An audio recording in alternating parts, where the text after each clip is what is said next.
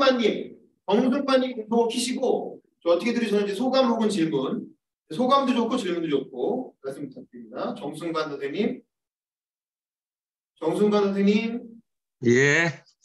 네, 소감 혹은 질문 부탁드립니다. 아이고, 좋은 데이터 제공해 주시고 방향도 잘 잡아주셔서 감사하다는 말씀을 드립니다. 그리고 특히 공감을 했던 부분은 그 연금제도가 갖고 있는 본래의 목적 흐름을 정확하게 노출시켜 주셔서 감사하다는 말씀을 드립니다. 감사합니다. 네, 감사합니다. 김민주 선생님 음소거 키시고 소감 있는 질문 부탁드립니다. 예, 제가 오늘 조금 늦게 들어왔는데요. 듣고 싶었던 강의여서 정말 재미나게 들었습니다. 근데 궁금한 게 있는데 질문해도 될까요? 네, 말씀하세요. 어쨌든 간에 나중에 그 연금이 모자랐을 때 국가 세금으로 재정 지원을 하더라도 국가의 세금이 들어가는 것이고, 어쨌든 간에 저출산 문제로 지금 세대가 그 노후 세대한테 좀 더 그 많은 부담을 갖게 되는 거는 맞는 것 같은데요. 최근에 20대, 30대 분들이 갖는 이 공정성이라고 할까요? 뭐 이런 철학에 맞춰서 지속적으로 이런 국민연금의 이 보험료를 올리는 게 가능할지, 그런 게 좀 그런 예측이나 그런 연구를 하고 있는지 좀 궁금합니다. 네, 좀 바로 답변해 주실 수 있을까요? 네. 제가 적질 않아가지고 근데 보험료를 올리는 거는 아마 다 공감을 하고 있는 것 같습니다. 어느 정도 올리느냐, 얼마나 빨리 올리느냐의 의견의 차이는 있지만 보험료를 올리는 거는 어느 정도는 현 상황에서 필요하다고 생각을 하고요. 하나 기억해 주셔야 할 거는 보험료를 올려도 결국 언젠가는 기금이 빵꾸가 납니다. 뒤로 밀어나지 않고 안나는 게 하나가 있고요. 그 다음에 세대 간 갈등은 사실 제가 이제 끝났으니까 말씀을 드리는데 아까 그 보험비라고 했어요. 이 젊은 세대들이 만약에 정부가 이 연금 지급을 보장해 준다고 그래서 그걸 믿고 제도가 계속 운영될 거라고 생각하면 사실 민간 보험 드는 것보다 국민연금 드는 게 더 나을 수 있습니다. 왜냐하면은 아까 말씀드렸듯이 물가도 고정이 되고 하기 때문에 더 나을 수 있고요. 하지만 상대적 탈감을 느낀다는 거는 공감을 합니다. 그래서 그 부분은 근데 하지만 여기 젊은 분들 계시긴 할 텐데 네. 사실 내가 젊은 분들 20, 30대 분들은 내가 받는 건 없고 내 돈만 많이 나간다고 생각을 하시겠지만 이 사회는 혼자 사는 곳이 아니고요. 이미 앞 세대들이 만들어놓은 사회 시스템 안에서 우리가 그 혜택을 받으면서 살아왔고 또 이 사회를 시스템을 더 잘 쓰고 더 좋게 후세에 물려줘야 된다고 생각을 합니다. 그렇게 보면은 그래서 제가 여기 보면은 이게 단순히 내 돈을 넣고 내가 받는 게 아니고 세대 간에 서로 공조하는 세대 간에 서로 도와주는 보조의 개념이라고 말씀드린 게 그 본래 취지를 그렇게 생각을 하시고 노력은 필요할 것 같습니다. 근데 만약에 그 기금이 고갈돼도 소진돼도 우리가 연금을 받을 수 있다는 생각을 하면 젊은 세대들도 조금은 생각이 바뀔 수 있을 것 같고요. 이게 사실 제도를 바꾼다는 건 누군가는 좋아질 수 있지만 누구는 나빠지는 거고 최악의 경우는 다 나빠질 수도 있습니다. 그렇기 때문에 사회적 대화와 타협과 논의가 꼭 필요하고 거기에 더 많은 분들이 의견을 놓고 함께 바꿔가는 것이 필요하지 않을까 생각을 합니다. 네, 너무의 앞으로의 미래의 모형에서 나온 것들은 정말 가정에서 출발한 일어날 수 있는 가능성이 매우 낮은 어떤 그냥 예시에 불과하기 때문에 거기에 너무 집착할 필요가 없다. 그리고 앞으로 70년 후에 만약에 나빠지기 때문에 우리가 지금부터 바꿔가면 되는데 그 바꿔가는 거가 여러 가지가 있을 수 있다는 거를 제가 중원본에지만 말씀드립니다. 네, 감사합니다. 우리 조윤숙 선생님은 채팅으로 올려주셨어요. 강의 잘 들었습니다. 감사합니다. 국민연금에 대해 국가 세금이 들어가는 문제에 대해 사회적 합의를 어떻게 이뤄낼 수 있을까요? 국민연금에 대한 대타협이 가능할까요? 네, 세금이 이게 내 돈이 아닌데 이렇게 세금 들어가는 거는 저도 싫습니다. 그런데 기초연금이라고 아시죠? 사실은 그 지금 국민연금 제도의 구조 개혁을 논의하고 있다고 하는데 기초연금 같은 경우는 사실은 이름이 연금이지만 연금은 아니죠. 근데 그 65세 이상의 소득 하위 70%에 드시는 분들은 기본적으로 30만 원 좀 넘는 돈을 다 받고 계십니다. 근데 그거 다 세금이거든요. 네. 근데 그렇게 가는 세금은 크게 신경을 안 쓰고 국민연금에 적자가 나서 세금이 들어가면 이게 세금이 들어가는 거 아니야 이렇게 고민을 할 수 있는데 그런 것들을 한번 생각해 보시면 좋겠고요. 사회적 합의를 이루어낼 수 있을까요? 저는 낼 수 있을지 없을지가 아니라 무조건 내야 된다고 생각합니다. 저는 국민연금 시스템은 상당히 좋은 제도라고 생각을 하고요. 그래서 이 제도를 잘 바꿔서 우리가 이 제도를 통해서 더 좋은 우리의 노후를 기대하게 만들었으면 좋겠습니다. 근데 대타협은 이루어내야 되는데 그 전문가들이 아까 그 국회 연금특위의 민간 전문가들 회의하는 내용을 들어보면요, 타협은 거의 불가능해 보입니다. 양측의 의견이 너무 대립을 하고 있는데요.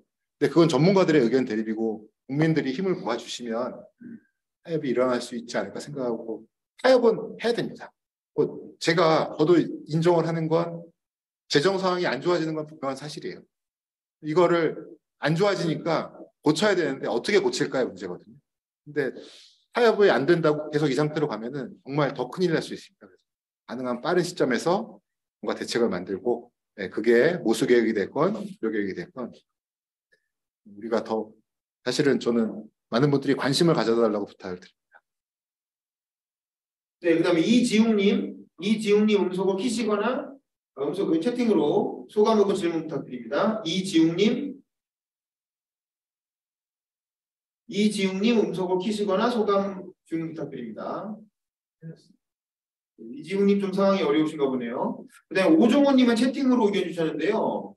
강의 잘 들었습니다. 정치권이 전문가를 내세워 회피하지 말고 나서서 정치적 타협을 이뤘으면 합니다. 정치권의 역할을 연구하시는 것 같은데 어떻게 생각하십니까? 네, 저도 개인적으로는 이분 의견에 많이 동의합니다.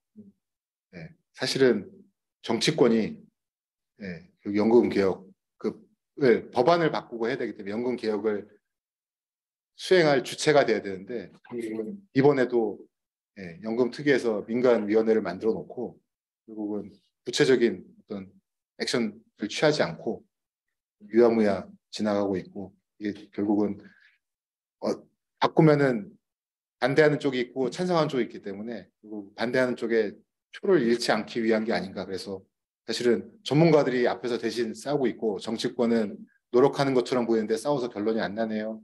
저희는 안 하겠습니다. 실은 그게 계속 제가 보기에는 과거의 그 자료들을 보면 반복된 게 아닌가. 그래서 보험료를 높이는 거는 일찍부터 이야기가 나왔었는데 98년에 9% 된 이후로 지금 15년 정도 동안 계속 못 올리고 25년인가요? 25년이네. 김대중 정부 이후로 못 올리고 유지되고 있다는 거는 사실은 정치권이 해야 할 일을 지금 방기하고 있지 않나 저는 그렇게 생각을 합니다. 그다음에 김동훈님도 음소거 키시고 소감이나 질문 부탁드립니다. 네, 이야기 너무너무 잘 듣고 있고요. 저는 두 가지 좀 간략하게 질문하고 싶은데요. 일단 첫 번째는 공무원 연금, 그다음에 군인연금, 사학연금과 관련돼서 어떤 개혁에 관한 입장과 생각들을 가지고 계신지 첫 번째 궁금하고, 두 번째는 이 연금과 관련돼서 어떻게 보면 참여 의식 같은 것들을 굉장히 강조하셨는데 지금 저희가 하고 있는 활동들을 어떻게 보면 소극적 참여라고 볼 수 있거든요. 그래서 교수님이 생각하시는 적극적 참여 활동들이 어떤 것이 있을지에 대한 어떤 안내 같은 게 있었으면 좋겠다는 생각을 하고 있습니다. 이게 저의 질문이고요. 전반적으로 들었을 때 굉장히 너무 유용했고 굉장히 연금 개혁과 관련해서 굉장히 이슈도 되고 있고 감각적으로 중요하다는 느낌들을 가지고 있는데 뭔가 자기 주관을 만들어가는데 굉장히 유용하고 좋은 시간이었던 것 같습니다. 잘 준비해 주셔서 너무너무 감사합니다. 감사합니다. 네, 감사합니다. 아시겠죠? 첫 번째는 직역연금에 대해서 어떤 입장을 갖고 계신지, 두 번째는 국민들이 좀 더 적극적으로 국민연금 개혁 논의에 참여할 수 있는 방법이 있을지 두 가지. 뒤에 적극적으로 참여하는 방법은요. 개인적으로 좀 아쉬운 건 그 노조나 이런 데서 이번에 그 논의 과정에서 목소리가 열심히 내셨겠지만 그렇게 커 보이지 않았다는 게 좀 개인적으로 안타깝습니다. 그리고 저희가 할 수 있는 건 일단은 제도를 잘 이해하고 알아야 될 것 같고요. 어떻게 될까요? 그 지역구 국회의원들에게 전화를 해야 되나요? 어떤 방법이 있을까요? 국민연금 납부 거부 운동을 하면 거부하면은 지금 할 수가 없군요. 회사원은 다 네. 지역 가입자들 같은 경우에는 탈퇴 운동 이렇게 하고 있잖아요. 이미.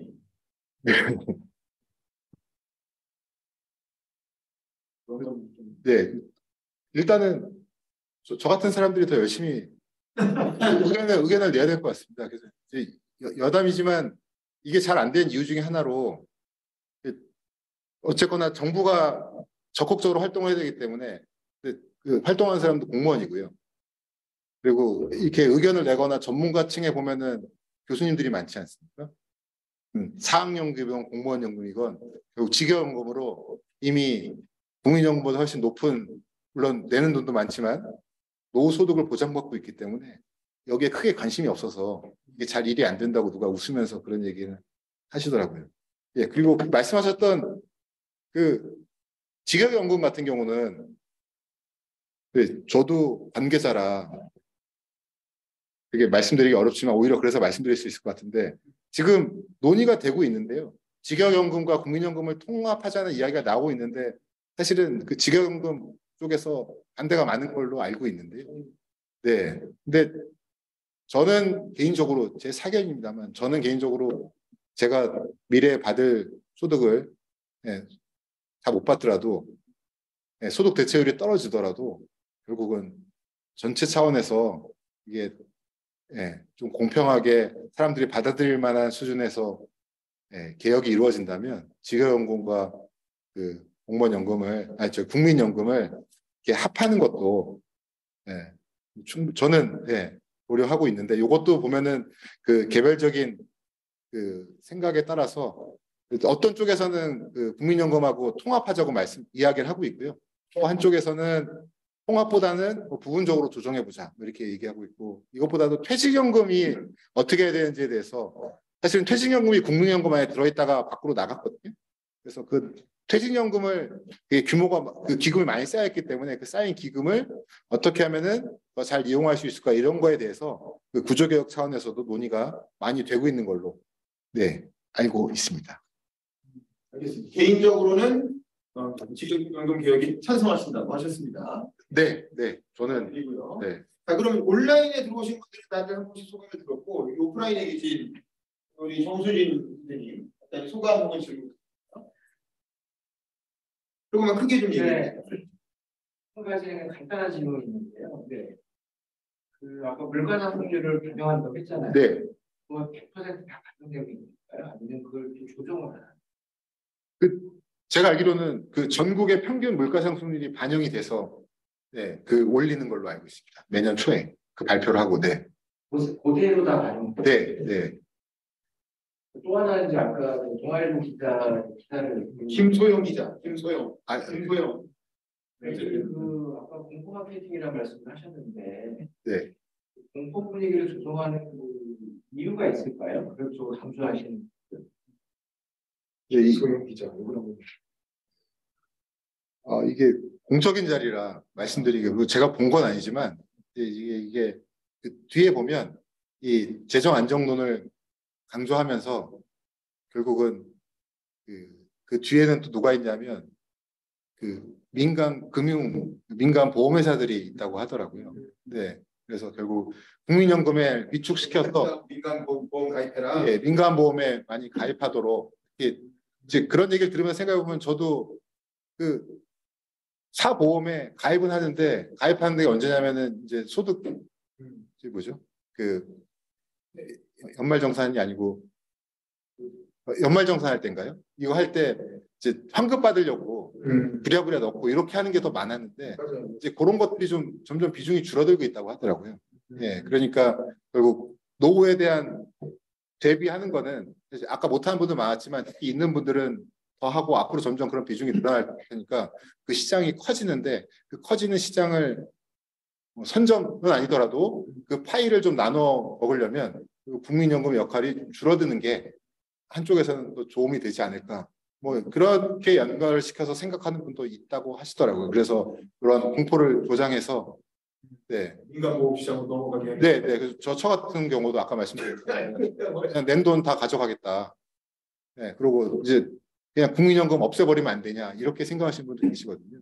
네, 해체하고 다 민간보험으로 가자. 네, 네, 예. 그건 또 그거대로 문제네. 네, 오늘 주제랑 조금 거래가 있는데 그 국민연금이 사회적 윤리 투자로 가능하잖아요. 네, 그런 쪽으로도 어느 정도 힘을 행사할 수 있는 아니면 그게 좀 반칙한 방향으로 사용될 수 있는 제도가 좀 있을까요? 원래 뭐 영기군 뭐 사회주의 뭐 이런 얘기도 이전 정부 때 나오고. 예. 그래서 아까 그 재정 안정론이 아니고 노후소득 보장 주장하시는 분들 중에 어떤 분들은 그 기금도 해외 투자해서 수익률 몇 프로 올리려고 몇 프로면 사실 크긴 합니다만은 그렇게 하지 말고 이게 우리나라 경제 발전 위해 써야 된다. 예를 들어서 뭐 SOC 투자라든지 임대주택을 준다든지. 네, 아니면은 이제 그 기업의 구조 지배구조 개선을 위해서 대입하게 한다든지 이런 것들을 사용될 수 있도록. 근데 그게 뭐 이렇게 제도적으로 명문화되어 있지 않더라도 그 위원회 심의하는 위원회에서 그런 역할을 할 수 있도록 이렇게 해주면 좋을 텐데 제가 알기로는 현 정부는 그거를 되게 싫어하는 걸로 그 반대쪽으로 가고자 하는 걸로 이해를 하고 있습니다. 네. 네. 그래서 그 논의가 진행되고 있는데 점점점 이렇게 지금 말씀드린 것처럼 그 연금 사회주의는 아니지만 그 연금의 역할을 기금의 역할을 강조하는 분들이 그 위원회에서 한 분씩 이렇게 나가시고 네, 그 이제 그걸 대체해서 예를 들어서 뭐 검사 출신이 오시고 뭐 이런 것도 있는 것 같습니다. 네. 다시 채팅을 보시면요, 정수환님이 연금이 GDP의 10% 이내면 우리 사회가 감당할 수 있다는 생각은 국가 비교 시각이 아닌 어떤 이론적 근거가 있나요? 라고. 그러니까 연금이 GDP 10% 이내면 감당. 왜 해외에도 보면 그 정도 된다라고 말씀하셨는데 네. 국가를 비교한 거 말고 다른 어떤 이론적 근거가 있느냐? 그게 이론적 논의가 근거가 아마도 있을 것 같은데요. 죄송한데 저도 그냥 네, 그 기존의 논의에 익숙해져서 고민은 죄송하지만 안 해봤습니다. 한번 제가 해보고 찾으면 네 알려주시면 저희가 알려드리도록 하겠습니다. 네, 그 10%의 기준이 뭐냐? 아니, 그러니까 네, 어디서 나왔냐? 10%면 괜찮다는 그건 뭐 무슨 이유로 볼까요? 네. 다른 나라들 말고. 네, 우리나라에서 절대적 기준으로 네, 한번 감당한 수준의 의미가 뭔지를 제가 조금 더 이론적 근거를 찾아보도록 하겠습니다. 감사합니다. 네, 유성민 교수님이 그런데 노동 쪽도 마찬가지지만 연금도 세대 간의 갈등, 특히 젊은 세대의 상대적 박탈감을 해결하기 위한 고민이 반드시 필요할 것 같습니다. 기성세대는 어떤 양보와 희생을 할 수 있을지도 함께 논의해야 실마리가 좀 풀릴 수 있지 않을까 생각이 되네요. 라고 얘기하셨습니다. 기성세대가 할 수 있는 양보, 뭐가 있을까요? 양보와 희생. 네. 저라면 네. 이거는 정말 개인적인 의견인데 저라면은 돈 더 내고요. 보험료 더 내고 그다음에 대체율 스스로 낮춰서 좀 덜 받고 하는 게 아까 제가 이 사회적 세대 간 서로 도와주는 시스템이라는 걸 강조는 했지만 네, 조금은 이 상대적 박탈감이 아닌 상대적 박탈감이기 때문에 젊은 세대들에게 사실 해줄 수 있는 게 많지는 않은 것 같습니다. 뭐 일자리를 줄 수도 없고. 네, 그 교수님 감사합니다. 그 얘기 충분히 이제 저도 이해하는데, 근데 이제 말씀드린 것처럼 사실은 젊은 층에서 계속 논의가 고민이 되고 상대적 좀 전에 말씀하셨지만 이제 부모 시대처럼 못 살 거다. 부모가 사는 집에 못 살고 부모가 사는 지역에 못 살고 부모처럼 나는 못 살 거다라는 불안감이 굉장히 큰 부분이 차지하고 있어서 그 부분이 사실은 먼저 사실은 이제 연금에서 기성 세대는 어떤 것들을 그냥 개인적인 게 아니라 사회적으로 혹은 구조적으로 혹은 세대적으로 그런 양보에 대한 얘기들이 논의가 되고 그것들을 선행하지 않으면 사실은 젊은 층이 지금 갖고 있는 불안감을 그대로 갖고 있는 상태에서 연금을 더 내겠다라는 선택을 절대 할 리 없다고 저는 개인적으로 생각을 하거든요. 그래서 그런 운동도 그러니까 캠페인이면 캠페인이고 어쩌면 운동을 기성세대가 해야 되는 부분도 같이 해야 되지 않냐. 근데 그 논의는 별로 물론 개인적으로는 다들 갖고 있을지 모르지만 그런 거는 사회적으로 어디서도 얘기를 잘 안 하는 것 같아서 예, 그런 부분도 같이 좀 얘기를 해주시면 좋겠다 생각이 들어서 말씀드렸습니다. 네, 감사합니다. 기성세대가 연금을 더 내겠다는 운동을 해야 된다는 거예요. 굉장히 바람직한 운동인 것 같습니다. 연금 더 내기 운동. 어쨌든 그렇고 우리 김민주 님이 또 채팅창에 보시면 제가 얼핏 듣기로는 유럽에서는 국가가 국민연금 기금을 고작 몇 년, 몇 개월치만 운영하고 있어서 우리나라 국민연금 기금 관리와 차이가 있다고 하는데 사실인가요? 네, 예. 이게 네, 이 연금 제도가 국가별로 차이가 있거든요. 국가별로 차이가 있는데 제가 갑자기 네, 이 유럽 같은 경우는 이게 영어로 pay as you go거든요. 그래서 부가 방식이라고 합니다. 무슨 얘기냐면 아까 그래서 제가 그 차이를 알려드리려고 했는데 부가 방식은 올해 지출할 연금 수입 지출액이 있으면 그 지출액을 뭘로 충당하냐면 올해 낸 보험료 수입으로 충당합니다. 그러니까 기금이 필요 없고 올해 보험료 수입 낸 사람들의 돈에서 보험 급여를 지급하는 거예요. 근데 그러다 보면은 좀 남으면 기금이 쌓일 수도 있지만 그 쌓이는 기금은 그 미래에 주기 위한 게 아니라 임시적인 비상 상태를 위한 개념으로 갖고 있는 거고요. 근데 만약에 수입이 지출보다 작으면 그 국민연금이라고 있습니다. 국민연금 가입자의 보험료 수입이 그 급여 지출보다 작으면 못 받잖아요. 근데 이거는 보장이 돼 있기 때문에 결국 국가가 재원으로 그 틈을 메꿔주는 그런 시스템을 갖고 있습니다. 근데 우리처럼 기금을 쌓아놓고 운영하는 이런 국가들이 사실은 그렇게 많지 않습니다. 보면은 일본이 있고요, 미국이 있고, 그러니까 우리와 같이 재정 계산을 하는 나라를 보면 미국, 일본, 캐나다가 대표적인 나라.